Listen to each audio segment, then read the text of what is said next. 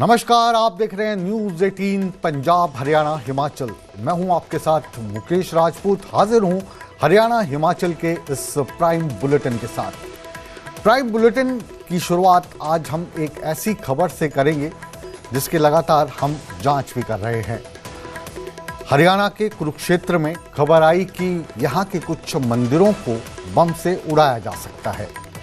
इसके चलते ये भी उसमें लिखा गया कि इसके चलते मुख्यमंत्री नायब सिंह सैनी ने अपने मंदिर वाले कार्यक्रम में कुछ फेरबदल किया है। इस खबर को लगातार जब हम इसकी सच्चाई जानने की कोशिश कर रहे थे तो हमने इसको जांचने परखने की कोशिश की और अभी भी हम ये पता लगा रहे हैं कि ये खबर क्या वाकई ही सच्ची थी। इनमें जो मंदिरों की बात हो रही है वो है स्थाणु महादेव मंदिर और पेहुआ का कार्तिकेय मंदिर।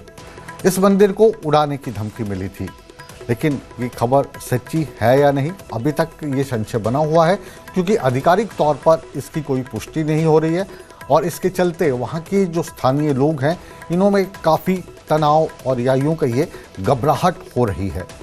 ये विजुअल्स आप देख पा रहे हैं, इसमें आप देख सकते हैं कि मुख्यमंत्री अलग अलग कार्यक्रमों में हिस्सा ले रहे हैं। आज उन्होंने एक ट्रेन को भी रवाना किया है जो भोलेनाथ के मंदिर जाएगी और इस पूरी यात्रा का जो खर्चा है वो भी हरियाणा सरकार उठाएगी। इस खबर की सच्चाई क्या है इसको हम जानने की कोशिश लगातार कर रहे हैं। इस खबर की अभी तक पुष्टि नहीं हो पाई है। हालांकि हमने इस खबर को लेकर हरियाणा मुख्यमंत्री के जो मीडिया सचिव हैं उनसे भी बातचीत की और उन्होंने ये साफ किया है कि ये खबर सच्ची नहीं है। तो इस खबर को लेकर जो लोग तनाव में थे या वहाँ पर जो माहौल था, तो न्यूज़ 18 आपको बता रहा है कि ये खबर बिल्कुल भी तथ्यों पर आधारित नहीं है। धमकी के बाद मुख्यमंत्री नायब सिंह सैनी ने जो अपने कार्यक्रम है उनको आगे बढ़ाया और लगातार इन खबरों को लेकर जो तनाव फैला हुआ था या जो बरगलाहट थी उसको लेकर कहा कि ये सच्चाई पे आधारित नहीं है। इस खबर को लेकर हरियाणा के मुख्यमंत्री के सचिव, मीडिया सचिव परवीन अत्रे इस वक्त हमारे साथ फोन लाइन पे मौजूद हैं। अत्रे साहब, बहुत बहुत स्वागत है आपका न्यूज़ 18 पर। और ये जो खबर है इस पर आप हमारे दर्शकों को क्या बताएंगे? इसकी हम लगातार कोशिश कर रहे हैं क्योंकि ये भ्रम फैलाने की कोशिश की जा रही है कि एक ऐसी खबर मिली है जिससे हरियाणा के कुछ मंदिरों को निशाना बनाया जा सकता है, बम से उड़ाया जा सकता है और इसी खबर के चलते मुख्यमंत्री को भी अपने जो कार्यक्रम है उसमें तब्दीली करनी पड़ी है। कुरुक्षेत्र की एक खबर है, परवीन अत्रे जी से भी हम जुड़ेंगे, उनको लगातार हम फोन लाइन पे कोशिश कर रहे हैं। अभी फ़ोन उनका कट गया था। अशोक हमारे साथ जुड़े। अशोक, क्या ये खबर थी और क्यों ये अफरा तफरी का माहौल हुआ और कैसे ये खबर निकल कर सामने आई? देखिए मुकेश जी, ये मात्र अफवाह निकली है और ये अफवाह थी क्योंकि मुख्यमंत्री नायब सैनी निर्धारित कार्यक्रम के तहत आज कुरुक्षेत्र आए हैं और बाकायदा जो ब्रह्म सरोवर पर ऐतिहासिक महादेव का मंदिर है, सर्वेश्वर महादेव, वहां सबसे पहले पहुंचे और पूजा अर्चना की। हालांकि मुख्यमंत्री के कार्यक्रम में समय के कारण बदलाव जरूर किया गया है क्योंकि जो मुख्यमंत्री के मीडिया सचिव है परवीन अत्रे, उनसे बाकायदा पूछा भी गया था। उन्होंने भी खुद कहा कि समय के कारण मुख्यमंत्री के कार्यक्रम में बदलाव किया गया और कोई कारण नहीं था। बम से जो उड़ाने की धमकी है उसमें ऐसी कोई अफवाह थी और ये सच्चाई बिल्कुल भी नहीं है कि क्योंकि बार बार ऐसी अशोक, आप हमारे साथ बने रहिए और इस वक्त मुख्यमंत्री के मीडिया सचिव परवीन अत्रे जी भी न्यूज़ 18 के साथ लाइव जुड़े हैं। परवीन जी, बहुत बहुत स्वागत है आपका न्यूज़ 18 पर। और ये जो खबर है जिसे एक अफवाह अब हमें जानने को मिला है, लेकिन कई जगह पर सोशल मीडिया पर और कुछ न्यूज़ चैनल्स की वेबसाइट पर भी ये खबर चल रही थी, तो इसकी सच्चाई क्या है ये हम आपसे जानना चाहते हैं। अत्रे साहब। धन्यवाद मुकेश जी। देखिए, जैसा कि अभी अशोक जी भी बता रहे थे, मेरी पहले भी बात हुई थी। माननीय मुख्यमंत्री जी ने आज मुख्यमंत्री मुफ्त तीर्थ दर्शन योजना के तहत एक ट्रेन को हरी झंडी दिखानी थी जो सोमनाथ मंदिर जाएगी, जहां पे जो हमारे बुजुर्ग हैं इस योजना के तहत जहां सरकार उनको मुफ्त ये यात्रा करवाती है, तो उन्होंने वहां जाके भगवान शिव के मत्था टेकना, पूजा करनी थी जी। और आज दोपहर 2 बजे माननीय मुख्यमंत्री जी को चंडीगढ़ विधानसभा पहुंचना था क्योंकि कॉमनवेल्थ पार्लियामेंट एसोसिएशन की एक कॉन्फ्रेंस आज आयोजित हो रही है इनफैक्ट इस वक्त जो विधानसभा हरियाणा में जी। तो जो समय के अभाव के कारण माननीय मुख्यमंत्री जी के प्रोग्राम में एक बदलाव किया गया, क्योंकि पहले कुरुक्षेत्र में ट्रेन को हरी झंडी दिखाने के बाद माननीय मुख्यमंत्री जी को स्थानेश्वर महादेव मंदिर जाना था पूजा अर्चना के लिए जी। लेकिन अशोक जी स्थानीय, इनको पता है कि स्थानेश्वर महादेव मंदिर जाने के लिए पूरे शहर को क्रॉस करके जाना पड़ता है, शहर के बीच में से निकलना पड़ता है, समय थोड़ा ज्यादा लगता है जी। जहां पे माननीय मुख्यमंत्री जी का हेलीपैड था उसके बिल्कुल नजदीक ब्रह्म सरोवर पे सर्वेश्वर महादेव का मंदिर है। तो फैसला ये किया गया कि समय को बचाने के लिए कि समय पे कॉन्फ्रेंस में माननीय मुख्यमंत्री जी पहुंच सके, तो स्थानेश्वर महादेव मंदिर की बजाय सर्वेश्वर महादेव मंदिर में भगवान शिव की पूजा अर्चना करेंगे माननीय मुख्यमंत्री जी। इतनी सी बात जी।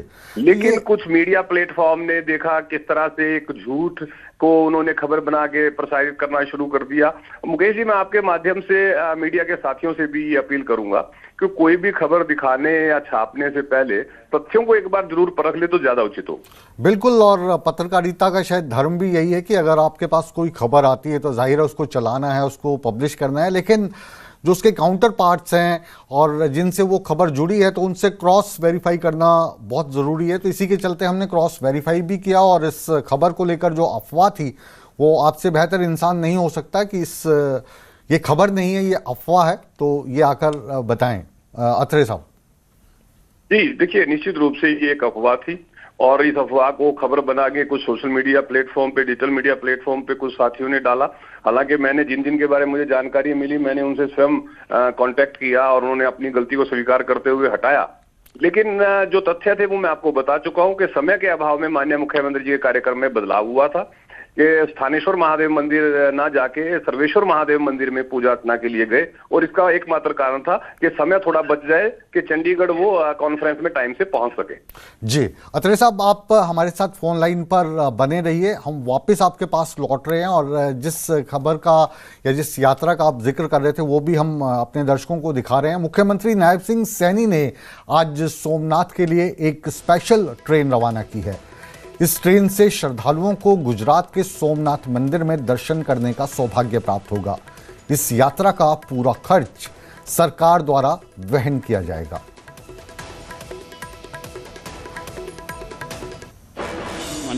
साथियों, इस यात्रा का विशेष महत्व है क्योंकि यह धर्म क्षेत्र कुरुक्षेत्र के इस पावन भूमि से शुरू होकर के भगवान भोलेनाथ के चरणों तक ये यात्रा जाएगी। प्रिय हमारे श्रद्धालुगण, भगवान सोमनाथ का नाम लेते ही हम सब जानते हैं कि हमारा सर श्रद्धा से झुक जाता है। गुजरात के प्रभास पाटन में अरब सागर के किनारे स्थित भगवान सोमनाथ का मंदिर, ये 12 ज्योतिर्लिंगों में साथियों प्रथम ज्योतिर्लिंग माना जाता है। पुराणों के अनुसार चंद्रदेव को दक्ष प्रजापति के श्राप की मुक्ति इसी स्थान पर भगवान शिव की तपस्या करने के बाद प्राप्त हुई थी। तो वापस लौटते हैं मुख्यमंत्री के मीडिया सचिव परवीन अत्रे साहब के पास। ये जो यात्रा है इसका उद्देश्य क्या है और इस तरीके की पहले भी कुछ यात्राओं को मुख्यमंत्री झंडी दिखा चुके हैं। ये जाहिर है कि शुभ भोले दर्शन हो रहे हैं आपने, लेकिन महाराष्ट्र में भी जो सिखों का एक समूह था उनको भेजा था। तो इस तरीके की और कितनी यात्राएं हैं और इसमें जो प्रार्थी लोग होते हैं जो जा सकते हैं उनका चयन प्रक्रिया क्या रहती है? देखिए ऐसा है मुकेश जी, ये योजना पूर्व मुख्यमंत्री माननीय मनोहर लाल जी के समय शुरू हुई थी जी। योजना का उद्देश्य बड़ा स्पष्ट है कि जो परिवार आर्थिक रूप से कमजोर है और वो जो हमारे तीर्थ हैं, हमारे जो इस तरह के स्थल हैं जहां पे जाके एक इच्छा रहती है दर्शन करने की, भगवान की पूजा अर्चना करने की, आर्थिक रूप से कमजोर वर्ग जो है उनको इस योजना का लाभ दिया जाता है और इसका खर्चा सरकार उठाती है। जिस तरह से नांदेड़ साहिब पीछे माननीय मुख्यमंत्री जी ने कुरुक्षेत्र से ही एक ट्रेन रवाना की थी, जो श्रद्धालु नांदेड़ साहब जाकर वहां पे दर्शन करना चाहते थे उनके लिए वो सुविधा थी। इससे पहले अयोध्या जी में बाकायदा एक ट्रेन रवाना की, बसें गई।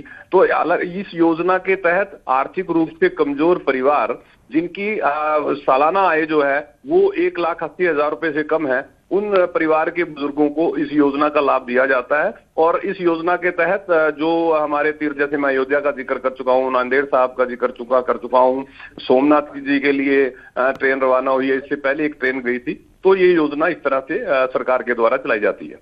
जी, अगर इस योजना में कोई जो आपके हरियाणा के लोग हैं जिनकी आय 1,80,000 से कम है सालाना, तो अगली जो उसमें भाग लेना चाहे, जाना चाहें, दर्शन करना चाहें, तो इसके लिए वो कहाँ पे अप्लाई कर सकते हैं और कैसे इसका लाभ उठा सकते हैं?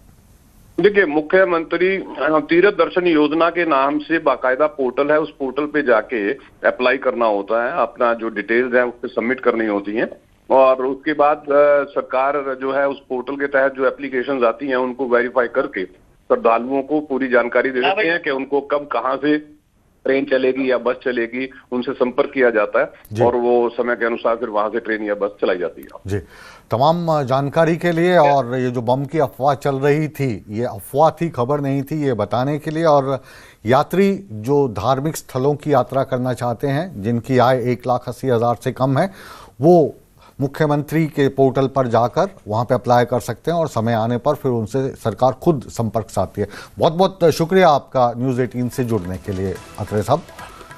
और आइए अब बात करते हैं इंडिया ब्लॉक की बैठक की। दिल्ली में इंडिया ब्लॉक की बैठक चल रही है और इस बैठक में मुख्य मुद्दों में नीट पेपर लीक मामले पर शिक्षा मंत्री धर्मेंद्र प्रधान का इस्तीफा, SIR जैसे मुद्दे पर सुप्रीम कोर्ट को चिट्ठी लिखना और 25 राजनीतिक दलों का ये जो इंडिया गठबंधन है, इसमें आज क्या क्या हुआ, क्या फैसला हुआ, इसकी अगली बैठक कब होगी, ये हम बता रहे हैं खड़गे साहब की मार्फत इस खबर में।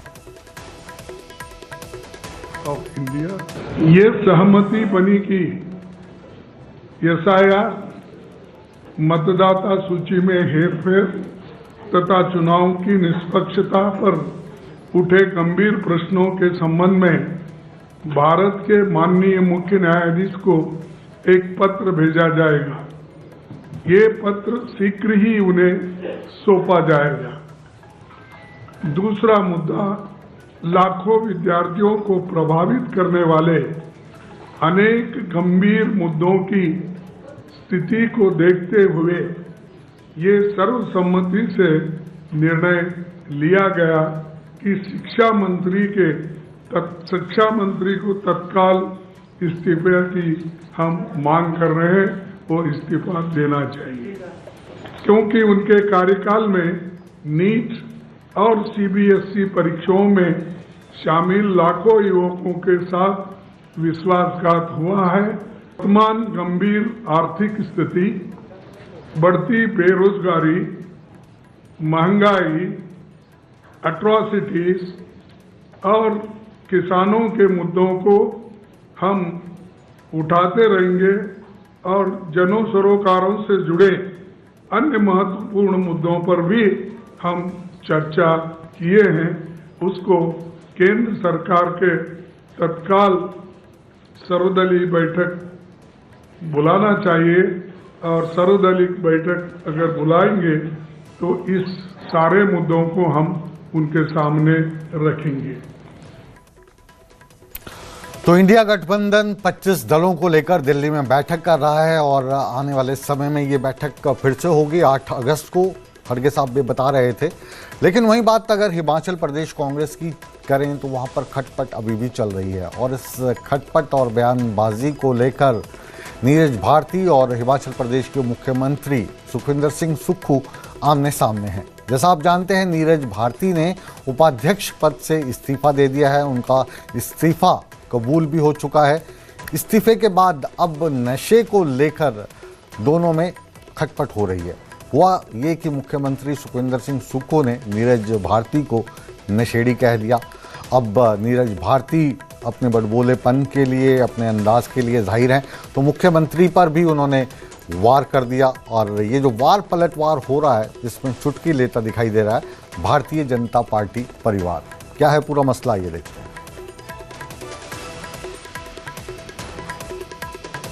कोई मसला नहीं है। नशेड़ी आदमी कोई स्टेटमेंट कभी दे दे तो उसमें क्या मसला है? उनकी स्टेटमेंट को सीरियसली नहीं लेना चाहिए। धन्यवाद। कोई मसला नहीं है। नशेड़ी आदमी कोई स्टेटमेंट कभी दे दे तो उसमें क्या मसला है? उनकी स्टेटमेंट को सीरियसली नहीं लेना चाहिए। धन्यवाद। बहुत ज़्यादा इससे पहले रात हो जाए और मैं वीडियो बनाऊं और फिर माननीय मुख्यमंत्री जी बोलें कि शायद नशे में बना दिया है, तो फिर थोड़ा सा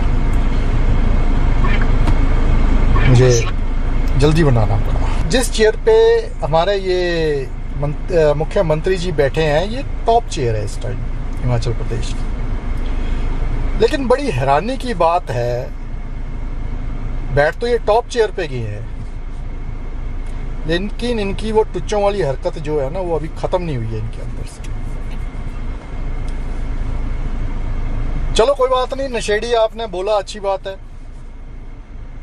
एक टाइम पे रज के हम शराब पीते थे, आपके साथ भी एक दो बार हमने पैग लगाए हैं माननीय मुख्यमंत्री जी, और शायद बार बार जिक्र होता है क्योंकि हमारी ज़्यादा मुलाकात जब भी हुई है ऐसे माहौल में, तो हम कहीं ना कहीं बाली जी के पास जब डिनर होता था, जैसे धर्मशाला जब वो चलता था हमारा सेशन, तो बाली जी एक डिनर जरूर देते थे, तो हम सारे जाते थे, आप भी थे उसमें।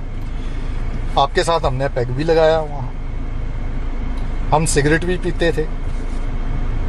मैं अपनी कोई सफाई नहीं दे रहा हूँ, थे मैं मतलब कि अब छोड़ चुके हैं, वो बात अलग है, लेकिन आप मत मानो। लेकिन एक बात बताऊं मुख्यमंत्री जी, हमने आपको विधानसभा के अंदर जो है बैठे हुए पत्ता छाप खैनी रगड़ के खाते हुए देखा है। आप मेरे कुलीग थे, आप मुख्यमंत्री तो अब बने हैं, पर हरकतें तो वैसी ही हैं ना। कल आपने एक पूर्व विधायक की वीडियो वायरल होते हुए देखी होगी, जिसमें कांगड़ा से संबंध रखने वाले नीरज भारती, जो पूर्व में विधायक रहे, मंत्री रहे, उन्होंने माननीय मुख्यमंत्री पे जिस तरह से आरोप लगाए हैं, वो जूतों में दाल बांटने वाली नौबत कांग्रेस के अंदर आई है। उन्होंने आरोप लगाए हैं कि किस तरह से सूटकेस में हिमाचल प्रदेश से पैसे इकट्ठे करके दिल्ली जा रहे हैं या मुख्यमंत्री के कार्यालय में बंट रहे हैं। ये चिंता का विषय है। हिमाचल की जनता ने कांग्रेस को सत्ता में इसलिए नहीं लाया कि वो इस तरह के कार्य, इस तरह की कुरीति करें, और वो आरोप भी इनके अपने लोग जो कांग्रेस के प्रदेश के उपाध्यक्ष हैं उन पे लगा रहे हैं। दूसरा चिंता का विषय यह है कि हिमाचल को नशा मुक्त कराने के लिए बहुत बड़ी बड़ी ढींगे हाँकने वाले माननीय मुख्यमंत्री पर उन्हीं के ही पूर्व विधायक आरोप लगा रहे हैं कि किस तरह से वो नशा करते थे। और तो कांग्रेस से इस्तीफा देकर नीरज भारती अब काफ़ी खुला खुलासा महसूस कर रहे हैं, और आप यूं कहें कि मुख्यमंत्री पर बिलो द बेल्ट हमला कर रहे हैं, तो वो भी गलत नहीं होगा। इस वक्त संदीप सांख्यान हमारे साथ जुड़ रहे हैं, कांग्रेस के वरिष्ठ प्रवक्ता हैं। सांख्यान साहब, स्वागत है आपका न्यूज़ 18 में। हिमाचल प्रदेश की राजनीति में इस तरीके की बयानबाजी बहुत कम देखने को मिलती है, जब मुख्यमंत्री अपने पूर्व उपाध्यक्ष को नशेड़ी कहें, और जो उपाध्यक्ष इस्तीफा दे चुके हैं नीरज भारती, वो कहें कि हम आपके साथ बाली साहब की पार्टी में शराब भी पीते थे, सिगरेट भी पीते थे, आप पत्ता छाप खैनी रगड़ के विधानसभा में खाते थे। भारतीय जनता पार्टी तो आपके खूब मजे लूट रही है इस वक्त। जी नमस्कार मुकेश भाई। नमस्कार मुकेश भाई, ये जो जितनी भी बातें हैं, मैं ये चाहता हूँ कि राजनीति जो है समाज को एक नई दिशा देती है, और इन बातों का मैं ये समझता हूँ कि आने वाले समय के अंदर या वर्तमान समय के अंदर इन चीजों का कोई बुनियाद नहीं होती। इस तरह के आरोप जो है वो लगने राजनीति के लिए ये समाज को दूषित करते हैं और हमारी मानसिक स्थितियों को दूषित करते हैं।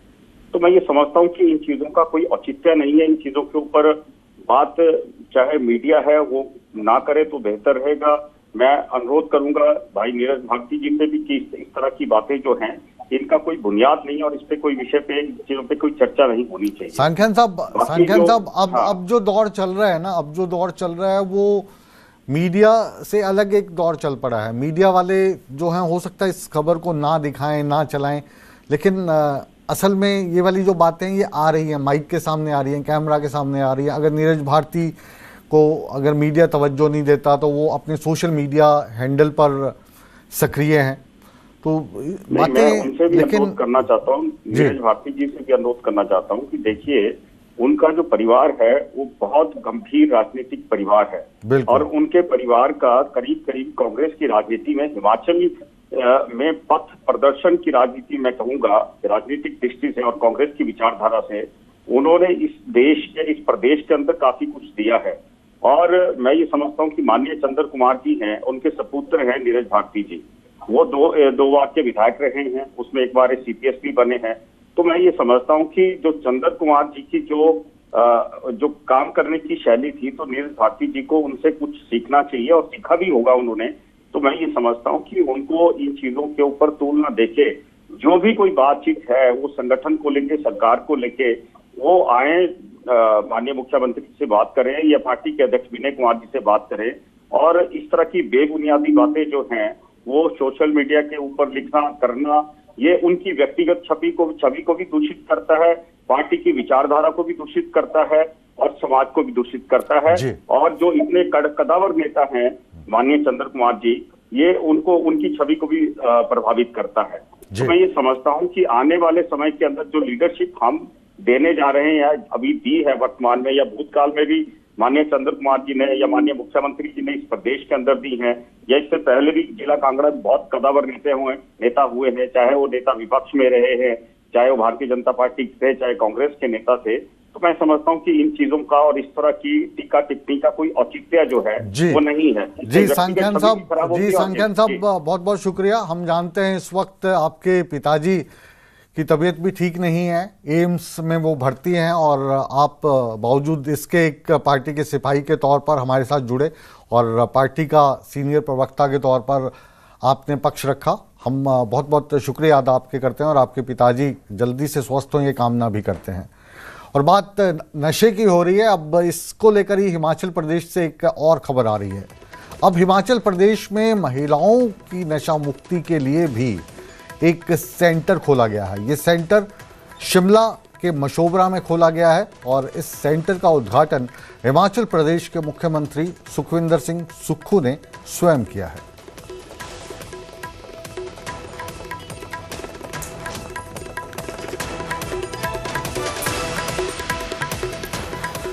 और अब हम बात करने जा रहे हैं हरियाणा के एलएनजेपी रेप मामला अब तूल पकड़ता जा रहा है। इस मामले का संज्ञान लेते हुए रेणु भाटिया खुद यहां पर पहुंची और जो वहां पर व्यवस्था है उसको लेकर काफ़ी सवाल भी उठाए।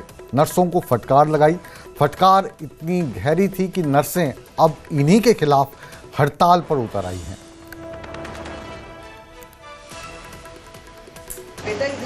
इमीडिएट इफेक्ट से इस पीएमओ को, जिसके होते हुए जो डॉक्टर्स जो हॉस्पिटल की इंचार्ज होती मानी जाती है, जिसके होते वो तीनों नर्स ड्यूटी पे थी और एक भी अंदर नहीं थी, और लड़की के साथ इतनी बदसलूकी हुई, क्या वो जिंदगी में अपनी इस बात को भूल पाएगी? एलएनजेपी में पिछले 20 साल से मेरी ड्यूटी चल रही है। उससे पहले मैं सीएससी बारना में कार्यरत थी और 4 से 4.5 साल मुझे एलएनजेपी में हो गए।